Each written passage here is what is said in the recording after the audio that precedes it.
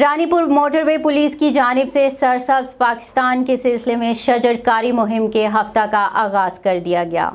سرسبز پاکستان کے سلسلے میں افسران بالا کے احکامات کی روشنی میں نیشنل ہائی ویز موٹر وے پولیس بیٹ 28 گنبد کے D S P Shaukat Ali بھٹی کی سربراہی میں شجرکاری مہم کا آغاز کر دیا گیا۔ اس سلسلے میں بیٹ 28 کے مختلف ایریا ہلانی سے ٹنڈو مستی میں ڈی ایس پی شوکت بھٹی نے اپنی بیٹ ٹیم کے ہمراہ مختلف قسم کے پودے لگوائے، جن میں مختلف اسکول کے طلبہ اور طالبات، اسکول اساتذہ، صحافی حضرات اور مختلف مکاتب فکر سے تعلق رکھنے والے افراد نے اس شجرکاری مہم میں اپنا حصہ ڈالا۔ ڈی ایس پی شوکت بھٹی کا موقف ہے کہ گل امنگ ورلڈ اور ماحولیاتی آلودگی کو مد نظر رکھتے ہوئے اس وقت تک ہم 1500 مختلف قسم کے پودے لگا چکے ہیں۔ انشاءاللہ مزید بھی کوشش جاری ہے تاکہ ہم آنے والی نسل کو صاف ستھرا ماحول اور ایک سرسبز شاداب پاکستان ورثہ میں دے سکیں۔